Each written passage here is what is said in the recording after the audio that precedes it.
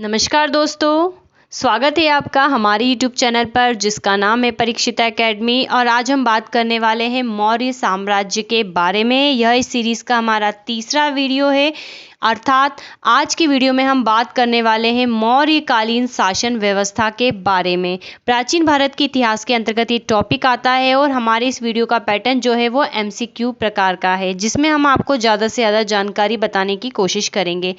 आपको बताना चाहेंगे कि भाग 1 में हमने बात करी है मौर्य साम्राज्य के बारे में सामान्य जानकारियाँ, कि मौर्य साम्राज्य के जो लोग थे वो कौन थे, किसके अनुसार क्या था, या कब इन्होंने अपना शासन स्थापित किया, कौन इसका संस्थापक था, या हम कहें चंद्रगुप्त मौर्य और बिंदुसार के बारे में हमने बात की है।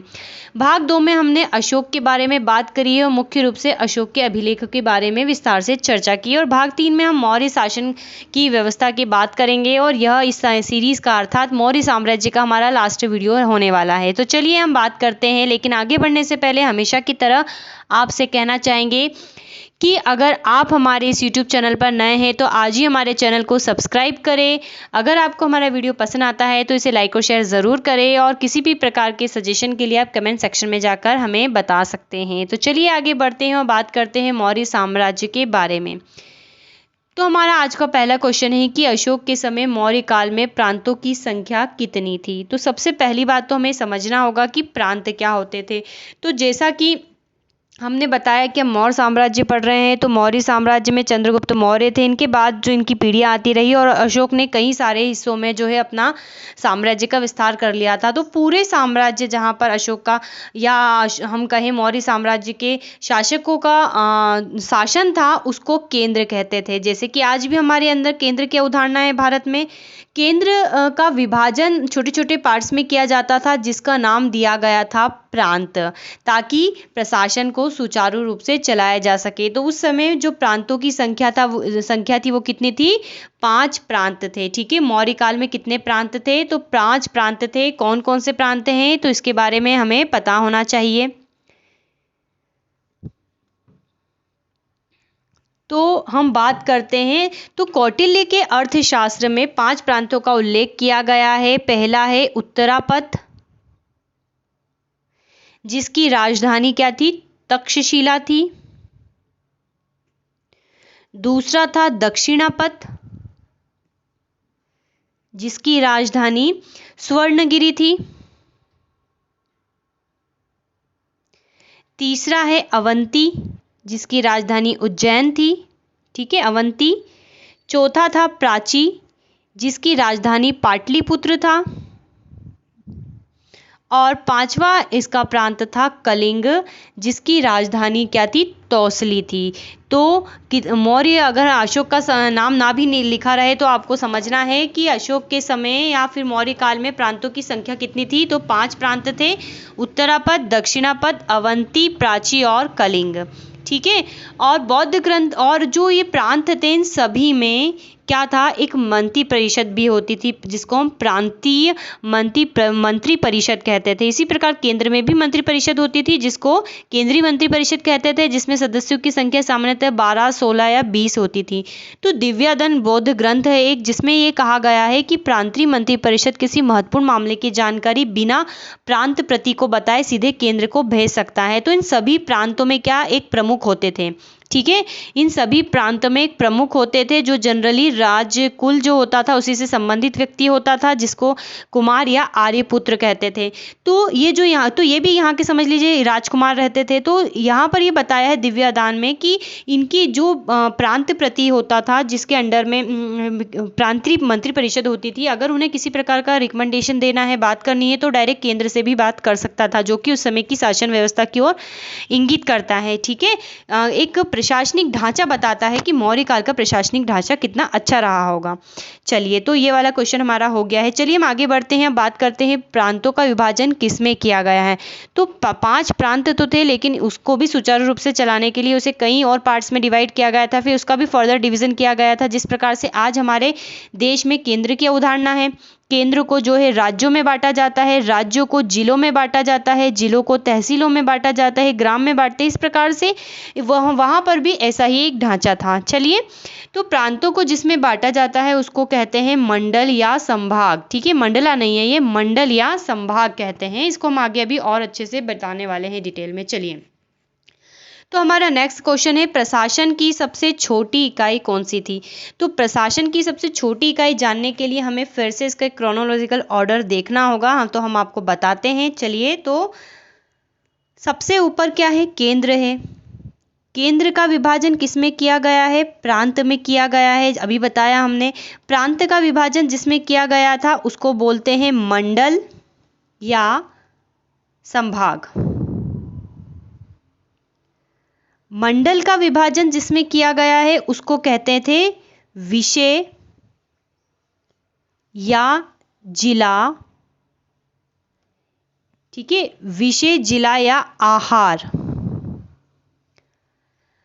फिर बाद में इसका भी विभाजन किया जाता था, तो वो इधर स्पेस नहीं तो हम इधर लिख रहे हैं। स्थानीय में, स्थानीय जनरली जो है 800 ग्रामों का समूह होता था। स्थानीय का विभाजन किया जाता था द्रोणमुख में। द्रोणमुख जो होता था जनरली 400 ग्रामों का समूह होता था। द्रोणमुख का विभाजन जो है किया जाता था खार्वटिक में, जो कि जनरली 200 ग्रामों का समूह होता था। खार्वटिक का विभाजन किया जाता था संग्रहण में, जो कि जनरली 10 ग्रामों का समूह होता था। और संग्रहण का विभाजन किया जाता था ग्राम में। अर्थात प्रशासन की सबसे छोटी इकाई कौन सी हो गई? तो इस क्वेश्चन का हमारा आंसर है ग्राम। प्रशासन की सबसे छोटी इकाई थी। तो इसको अच्छे से याद रख लीजिए, काफ़ी इंपॉर्टेंट है। हम यहीं पे आपको सारी चीज़ें बता रहे हैं। तो मौर्य काल की प्रशासनिक व्यवस्था थी, सबसे ऊपर केंद्र था। केंद्र का प्रांतों में विभाजन किया था। जनरली प्रांत 5 थे। प्रांतों का विभाजन जो है मंडल में किया था, जिसको संभाग कहते थे। तो अगर हम बात करें केंद्र की, तो केंद्र का प्रमुख तो कौन होता था? राजा होता था। प्रांत का जो प्रमुख होता था उसको प्रांतपति कहते थे, या राजकुमार या आर्यपुत्र कहते थे। मंडल का जो प्रमुख होता था उसको कहते थे प्रादेशिक। ठीक है, उसे क्या कहते थे? प्रादेशिक कहते थे। विषय, जिला या आहार का जो प्रमुख होता था उसको विषयपति कहते थे, या उसको कहते थे स्थानिक। ठीक है, क्या कहते थे? या उसको स्थानिक कहते थे। तो ये आपको मुख्य रूप से याद रखना है। ठीक है, तो फिर से एक बार बता देते हैं। केंद्र का विभाजन प्रांत में, प्रांत का मंडल में, मंडल का विषय, जिला या आहार में, और आहार या जिले का विभाजन स्थानीय में, जो जनरली 800 ग्रामों का समूह होता था। स्थानीय का विभाजन द्रोणमुख में, जो कि 400 ग्रामों का समूह होता था।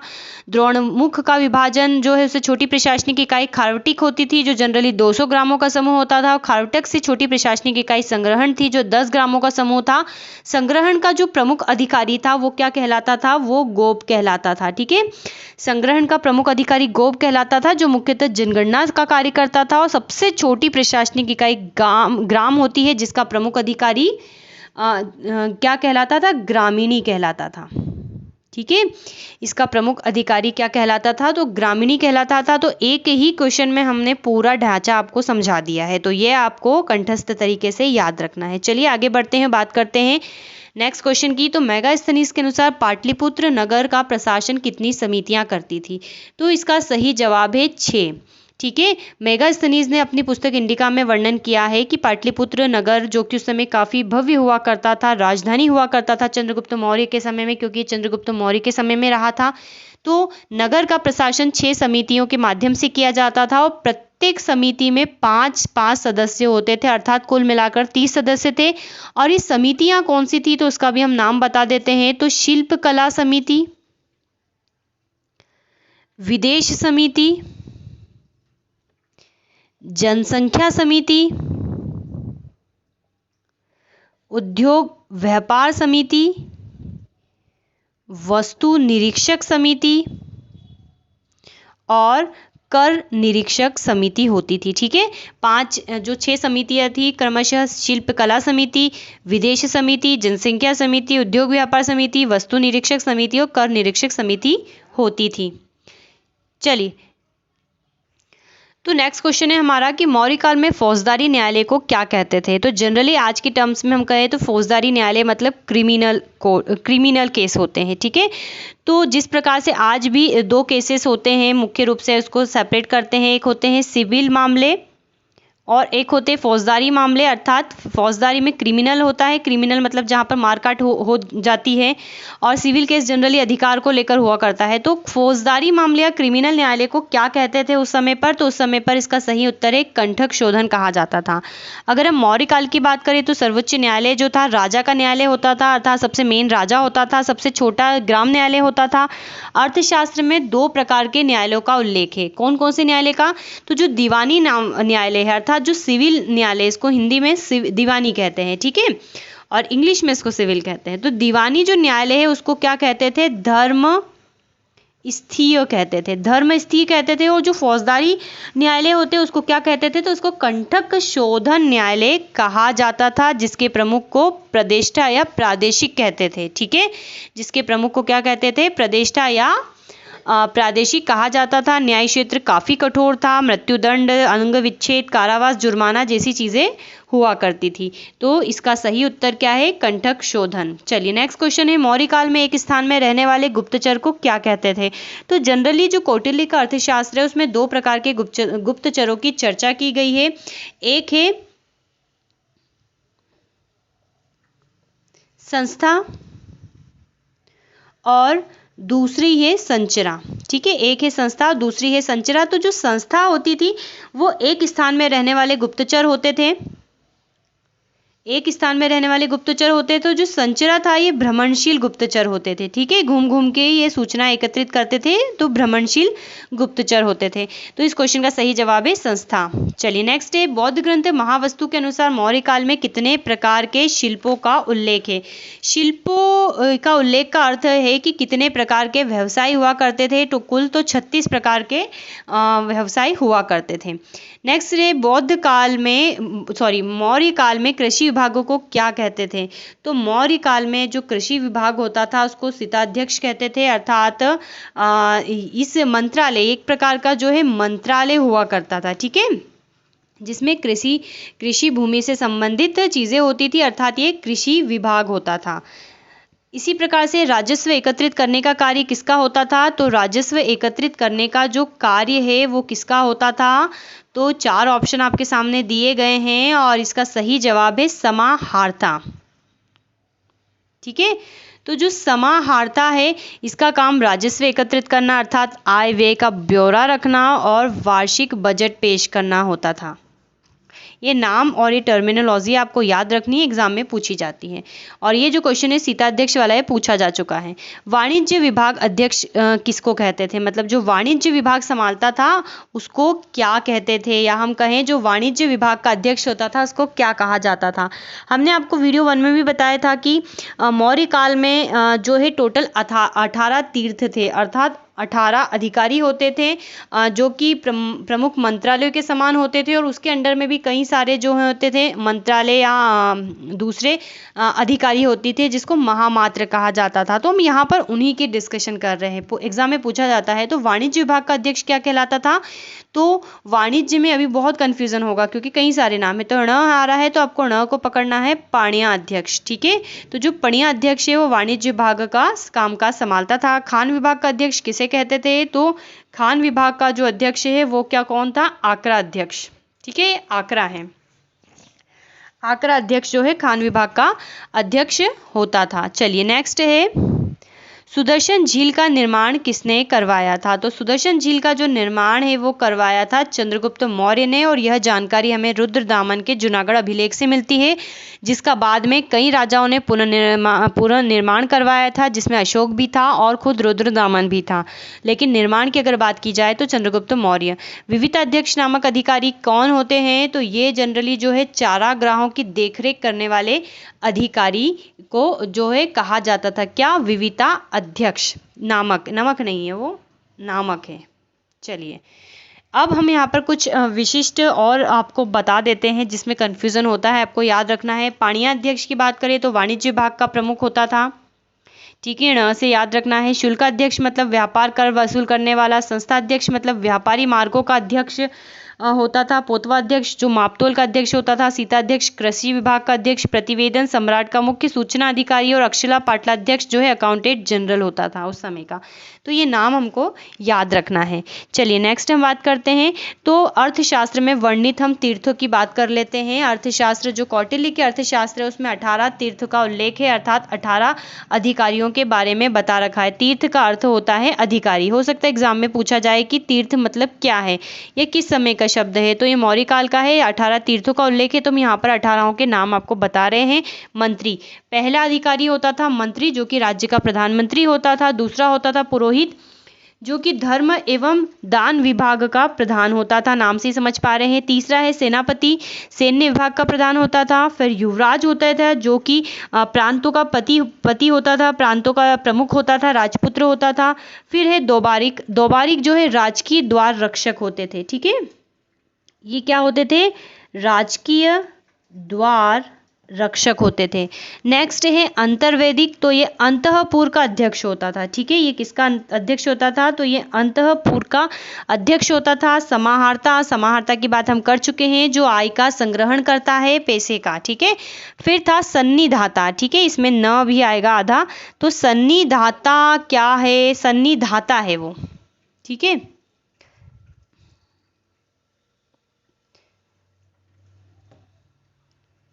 दो मिनट, ये है सन्निधाता।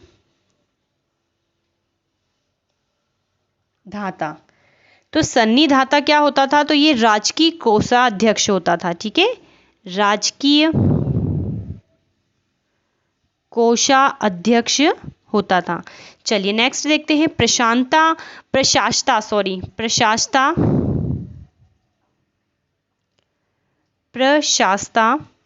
ये कारागार का अध्यक्ष होता था, कारागार का अध्यक्ष होता था। फिर था प्रदेष्ट्री, ये कमिश्नर होता था। पौर जो है नगर का कोतवाल होता है, नगर का कोतवाल होता था। व्यवहारिक जो कि प्रमुख न्यायाधीश को कहा जाता था, जो प्रमुख न्यायाधीश है उसको व्यवहारिक कहा जाता था। नायक नगर रक्षा का अध्यक्ष होता था। कर्मांतिक जो है उद्योगों एवं कारखाने का अध्यक्ष होता था, ये काफ़ी इंपॉर्टेंट है, इसका नाम याद रखना है, उद्योगों एवं कारखानों का अध्यक्ष। मंत्रिपरिषद जो है उसका प्रमुख जो होता था मंत्रिपरिषद अध्यक्ष कहलाता था। नेक्स्ट है दंडपाल, दंडपाल मतलब सेना का सामान एकत्र करने वाला। दुर्गपाल, तो ये दुर्ग रक्षक को कहा जाता था। अंतपाल जो है सीमावर्ती दुर्गों का रक्षक होता था। तो इतने जो है प्रमुख अर्थशास्त्र में 18 तीर्थ का उल्लेख है। ठीक है, और इसके अंदर भी जो है और कुल 27 महामात्र होते थे। ठीक है, इनके अंदर भी जो है तीर्थ उच्च स्तर के अधिकारी होते थे, और इनके अंदर भी इनके अंडर में भी कुछ अधिकारी होते थे जिसको महामात्र कहते थे, जैसे सीताध्यक्ष वगैरह। तो उसके बारे में हमने बात की है। चलिए अब रूपा जीवा किसे कहते थे, नेक्स्ट क्वेश्चन है, रूपा जीवा किसे कहते थे, तो स्वतंत्र वेश्यावृत्ति करने वाली महिलाओं को उस समय क्या कहा जाता था, तो उस समय जो है रूपा जीवा कहा जाता था। तो ये क्वेश्चन भी याद रखना है, रूपा जीवा स्वतंत्र वेश्यावृत्ति करने वाली स्त्रियों को कहा जाता था। इसी प्रकार से अनिशगामी भी था, एक शब्द था उस समय पे अनिशगामिनी। तो अनिशगामिनी जो संभ्रांत कुल की महिला हैं उनके लिए कहा जाता था, अर्थात जो स्त्रियां घरों में रहती है उन्हीं को अनिशगामिनी कहा जाता था, और इनको संभ्रांत कुल का माना जाता था। तो ये दो टर्म्स आपको याद रखनी। नेक्स्ट है भागवत पुराण के अनुसार मौर्य वंश में कितने राजा हुए। ठीक है, तो हमें पता है कि जो मौर्य साम्राज्य है वो 322 बीसी से 185 बीसी के बिटवीन रहा, और अगर इसकी बात करें तो कुल मिलाकर इसने 137 सालों तक शासन किया। और भागवत पुराण के अनुसार यह माना जाता है कि जो मौर्य काल है इसमें कुल 10 राजा हुए। ठीक है, 10 राजा हुए, लेकिन जो वायु पुराण है, वायु पुराण के अनुसार इसमें 9 राजा हुए। तो ये फैक्ट आपको याद रखना है। चलिए नेक्स्ट क्वेश्चन है, मौर्य वंश का अंतिम शासक कौन था, तो मौर्य वंश का जो अंतिम शासक था बृहदत्त था, जिसकी हत्या शुंग, इसके सेनापति पुष्यमित्र शुंग ने करके शुंग वंश की स्थापना की थी। मौर्य काल में सीता भूमि किसे कहा जाता था? तो मौर्य काल में अभी जस्ट हमने सीताध्यक्ष पढ़ा है। सीताध्यक्ष मतलब सरकारी भूमि, सीताध्यक्ष मतलब भूमि से था, तो यहाँ पर सीता भूमि का अर्थ था सरकारी भूमि से। ठीक है, सीता भूमि का अर्थ है सरकारी भूमि से। और एक और शब्द आपको याद रखना है, अदेवमात्रक। तो जो बिना वर्षा के अच्छी खेती होने वाली भूमि होती थी, अर्थात ऐसी भूमि जिस पे बिना वर्षा के ही अच्छी फसल हो जाती थी, उसको अदेवमात्रक कहा जाता था। नेक्स्ट क्वेश्चन है जो यहाँ पर हमने शो नहीं लिखा नहीं है, लेकिन आपको ध्यान रखना है। तो मेगा जैसे 4 वर्ण होते हैं, उसी प्रकार से मेगास्थनीज के अनुसार भारत को कितने वर्गों में बांटा गया था? तो मेगास्थनीज ने कहा था कि भारत में 7 प्रकार के लोग रहते थे। 7 प्रकार में इसको बांटा गया था। दार्शनिक, किसान, अहीर, कारीगर, सैनिक, निरीक्षक एवं सभासद। तो ठीक है, इतनी बातें आपको याद रखनी है। यहाँ पर एक फैक्ट आपको और बताना चाहेंगे हम कि हमको पता है मौर्य साम्राज्य की जो स्थापना है चंद्रगुप्त मौर्य ने की थी। तो ऐसा माना जाता है कि इसमें जो कश्मीर है, कश्मीर का जो राजा था प्रवर्तक, उसने भी उसकी हेल्प करी थी नंदवंश को हराने में। तो ये फैक्ट भी आपको याद रखना है। चलिए, तो यहाँ पर हम मौर्य साम्राज्य को पढ़ चुके हैं, समझ चुके हैं। तीनों वीडियो में जो कुछ भी आ सकता था, कुल मिलाकर हमने सब के बारे में बात की है। अब हम जब यहाँ पर राजनीतिक व्यवस्था देख रहे हैं, प्रशासनिक व्यवस्था देख रहे हैं मौर्य साम्राज्य की, तो ये न सिर्फ प्री के पॉइंट ऑफ व्यू से बल्कि मेंस के पॉइंट ऑफ व्यू से भी काफ़ी इंपॉर्टेंट है।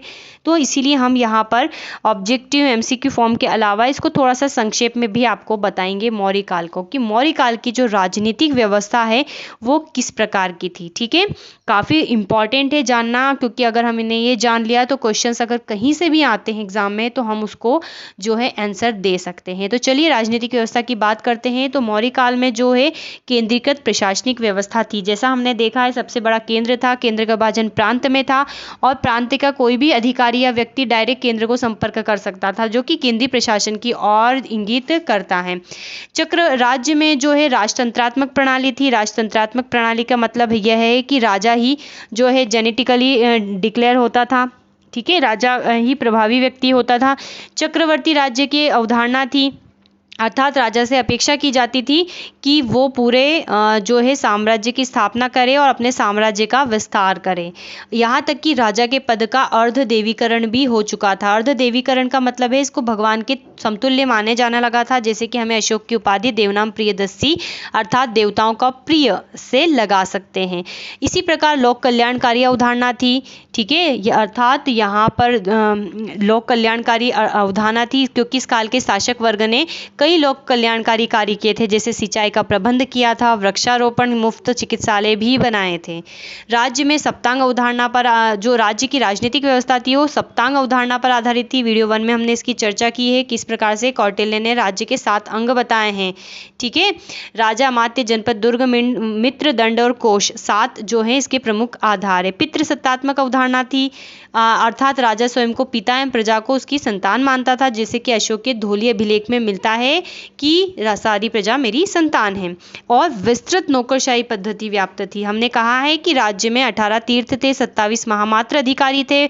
तो एक विस्तृत नौकरशाही थी, जो कि आज भी हम देखने को मिलती है कि पर्टिकुलर हर एक मुद्दे को लेकर एक अलग मंत्रालय होता है। ठीक उसी प्रकार से वहाँ पर भी काफ़ी विस्तृत नौकरशाही पद्धति लागू थी। प्रांतीय प्रशासन काफ़ी अच्छा था। प्रांतीय प्रशासन के बारे में बात कर चुके हैं। 5 प्रांतों में विभक्त था, उत्तरापद, दक्षिणापद, अवंती, प्राची और कलिंग में। नगरीय प्रशासन की हम बात कर चुके हैं कि मेगास्थनीज की इंडिका के अनुसार 6 समितियों में विभक्त था, उस समय 5-5 सदस्य होते थे। न्याय व्यवस्था की बात हम कर चुके हैं कि जनरली सर्व प्रमुख होता था और राजा होता था, और 2 प्रकार के न्यायालयों की अवधारणा थी, एक दीवानी मामलों के लिए धर्मस्थी और फौजदारी मामलों के लिए कंठक शोधन। राजस्व प्रशासन की हम बात करें तो राजस्व को इकट्ठा करने का काम कौन करता था? समाहर्ता करता था, इसकी बात हम कर चुके हैं। सैन्य प्रशासन की हम बात करें तो प्लिनी ने यह कहा है कि चंद्रगुप्त मौर्य की सैन्य संख्या लगभग 6 लाख थी। ठीक है, सैन्य प्रशासन की बात हमने जो है इसके प्रीवियस नहीं करी, तो हम यहाँ पर कर लेते हैं। 6 लाख जो है सैन्य संख्या थी, जिसमें 6 लाख जो थे पैदल सैनिक थे, 30,000 घुड़सवार थे, 9,000 हाथी थे और 8,000 अश्वचालित रथ थे। ठीक है, 6 लाख क्या थे? पैदल सैनिक थे, 30,000 जो थे घुड़सवार थे, 9,000 हाथी थे और 8,000 अश्वचालित रथ थे। ये प्लिनी ने कहा है उस समय की सैन्य प्रशासन को लेकर। और मेगास्थनीज ने क्या करा था कि सैन्य प्रशासन के लिए भी 6 समितियों का गठन किया था। ठीक है, मेगास्थनीज की इंडिका के अनुसार क्या है कि जो मौर्य प्रशासन है, जो कि मेगास्थनीज तो चंद्रगुप्त मौर्य के समय पर ही था, तो बिल्कुल उसी के समय की बात हो रही है कि जिस प्रकार से नगर का प्रशासन 6 समितियां संभालती थी, उसी प्रकार से सैन्य प्रशासन के लिए भी 6 समितियां होती थी और प्रत्येक में 5-5 सदस्य होते थे। नाम सुन लीजिए: जल सेना संबंधी समिति, यातायात व रसद आपूर्ति संबंधी समिति, पैदल सेना संबंधी समिति, अश्वरोही से संबंधित, गज सेना और रथ सेना संबंधी समिति होती थी। और गुप्तचर प्रशासन की बात हम कर चुके हैं। संचरा और संस्था नाम के 2 प्रमुख गुप्तचर होते थे। तो ये उस समय का प्रमुख राजनीतिक ढांचा रहा था। चलिए नेक्स्ट हम बात करते हैं मौर्यकालीन आर्थिक व्यवस्था के बारे में। तो हम सबसे पहले फैक्ट की बात करते हैं कृषि के ऊपर। ठीक है, तो कृषि के ऊपर हम बात करते हैं। कृषि अर्थव्यवस्था मुख्यतः कृषि पर ही आधारित थी। यहाँ के जो राजा हैं, इन्होंने घेरदार कुएं का निर्माण भी करवाया था। यह अगर युद्ध में फसल को नष्ट कर देते थे तो किसानों को हर्जाना देते थे। कितनी अच्छी बात है। ठीक है, और कृषि भूमि के विस्तार हेतु जो है इन्होंने कई अधिकारी को भी लगाया था। जैसे कि हमने पता है कि चंद्रगुप्त मौर्य ने सुदर्शन झील का निर्माण करवाया था, तो उससे भी सिंचाई व्यवस्था के बारे में जो है अनुमान लगाया जा सकता है। और फिर बाद में अशोक ने इसका जीर्णोद्धार भी करवाया था। तो कृषि काफी उन्नत अवस्था में रही थी। ठीक है, और जो प्रमुख कर थे, भाग, भोग, शुल्क, रज्जु, ये भी काफी कम लिए जाते थे। इसके बारे में हमने अशोक के काम में देखा है। पशुपालन की हम बात करें तो चारागाहों की देखरेख हेतु एक विशेष प्रकार के अधिकारी नियुक्त होते थे, जिसको हम विविता अध्यक्ष कहते थे। ठीक है, और पशुधन के महत्व को समझाते हुए अशोक ने अपने पहले दीर्घ शिलालेख में एक बात लिखी थी, अर्थात पशु बलि की निंदा की थी। हमने आपको ये बताया है। ठीक है, शिल्प उद्योग भी काफी जो था आगे बढ़ चुका था। बौद्ध ग्रंथ महावस्तु के अनुसार 36 प्रकार के शिल्पों का उल्लेख है। ठीक है, वाणिज्य व्यापार की अगर हम बात करें तो मौर्य काल में कृषि उत्पादन और शिल्प उद्योग में हुए विकास से वाणिज्य व्यापार भी काफी फला फूला और इसके लिए विभिन्न प्रकार के अधिकारियों की नियुक्ति भी की गई थी, जैसे कि हम बता चुके हैं। फिर भी बात करते क्योंकि जितना पढ़ेंगे उतना याद रहेगा। पणियाध्यक्ष जो कि वाणिज्य व्यापार को संभालता था। शुल्काध्यक्ष नियुक्त था जो कि व्यापार कर वसूल करता था, अर्थात शुल्क वसूल करता था। संस्था अध्यक्ष की हम बात करें तो व्यापारिक मार्गों का अध्यक्ष था। व्यापारिक मार्गों अर्थात जहाँ से व्यापार होता था मुख्य रूप से जो प्रमुख मार्ग थे। इसी प्रकार से पोतवा अध्यक्ष भी था। व्यापार हो रहा है तो माप तोल का भी विशेष तौर पर ध्यान रखा जाएगा ताकि कोई चीटिंग ना करें। तो इस प्रकार के प्रमुख अधिकारी इस बात को इंगित करते हैं कि वाणिज्य व्यापार भी काफी फला फूला रहेगा। वाणिज्य व्यापार भी फला फूला था तो सिंपल सी बात है, नगरीकरण भी क्या हुआ होगा, तीव्र हुआ होगा। और समय के प्रमुख जो नगर थे वो मुख्य रूप से कौन कौन से थे? पाटलिपुत्र, तक्षशिला, वाराणसी, उज्जैन और मथुरा जो थे प्रमुख नगर थे। सिंपल सी बात है, यहाँ से व्यापार प्रमुख रूप से होता होगा। यातायात एवं संचार की व्यवस्था भी काफी उत्तम थी। ठीक है, जैसा कि हम जानते हैं कि चंद्रगुप्त मौर्य ने उत्तरापथ का निर्माण करवाया था, जो कि बंगाल के सोनारगांव से मथुरा तक जाता था। और बाद में इस रोड को बाद के शासकों ने भी काफ़ी महत्वपूर्ण जो है योगदान दिया, अर्थात इसको बनवाते रहे, जैसे जीटी रोड हम जिसको कहते थे। तो उस समय ये तो मतलब हम समझ सकते हैं कि संचार व्यवस्था पर भी मौर्य काल के शासकों ने काफ़ी ध्यान दिया था। मुद्रा व्यवस्था की बात हम हमारे सेकंड वीडियो में कर चुके हैं कि मुद्रा भी जो थी सोने, चांदी एवं तांबे की मुद्राएं जारी करते थे। सोने की कौन कौन सी मुद्राएं थी इसके बारे में हमने बात करी है। तो स्वर्ण एवं पाद नामक मुद्रा थी सोने की। चांदी की मुद्रा की हम बात करें तो चांदी की प्रमुख मुद्रा क्या थी? चांदी की मुद्रा मतलब एजी मतलब चांदी, तो पर्ण, कार्षार्पण और धरण नाम की चांदी की मुद्रा थी। और कॉपर की मुद्रा की हम बात करें अर्थात तांबे की मुद्रा की, तो माशक, काकड़ी एवं अर्ध काकड़ी तांबे की प्रमुख मुद्रा थी। तो मुद्राओं के प्रकार भी बता रहे हैं कि वाणिज्य व्यापार कितना अच्छा था। ठीक है, तो ये प्रमुख आर्थिक व्यवस्था वाले फैक्ट है जो आपको याद रखने हैं। मौर्यकालीन सामाजिक व्यवस्था की हम बात करते हैं तो वर्णाश्रम व्यवस्था थी। ठीक है, मौर्य काल में वर्णाश्रम व्यवस्था प्रचलित थी। समाज में सर्वप्रमुख स्थान किसको था? ब्राह्मणों का था, जबकि सबसे नीचा स्थान जो था शूद्रों का था। और इस काल में 2 प्रमुख विवाह अनुलोम प्रतिलोम को विवाह जो थे प्रचलित थे। और अनुलोम प्रतिलोम विवाह के फलस्वरूप जो है वर्ण संकर जातियों की उत्पत्ति हुई थी, जिससे कि सामाजिक गतिशीलता बाधित हुई थी। जाति व्यवस्था, अस्पृश्यता एवं स्त्रियों की दशा के बारे में अगर हम बात करें तो जाति व्यवस्था भी थी और अस्पृश्यता का भी विस्तार था। स्त्रियों की दशा जो थी काफ़ी में गिरावट थी, जैसे पत्नी के वंध्या हो जाने पर पुरुष हो जाने पर पुरुषों को जो है दूसरे विवाह की अनुमति थी।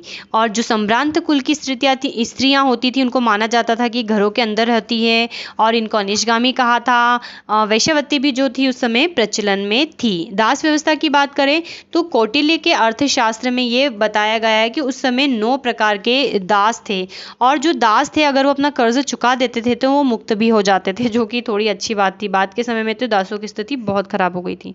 शिक्षा और कौटिल्य के अर्थशास्त्र ने तो 9 प्रकार के बता दिया दास, लेकिन मेगास्थनीज के इंडिका में तो ये बताया कि दास प्रथा भारत में थी ही नहीं। ठीक है, हो सकता है उसने जो बाहर दास देखे हो भारत में ना देखे हो उस प्रकार से। शिक्षा या मनोरंजन के साधन की बात करें तो मौर्य काल में वर्ण के आधार पर धर्म, व्याकरण, अर्थ एवं राजनीति की शिक्षा दी जाती थी। तक्षशिला, उज्जैन एवं वाराणसी जो थे शिक्षा के प्रमुख केंद्र थे।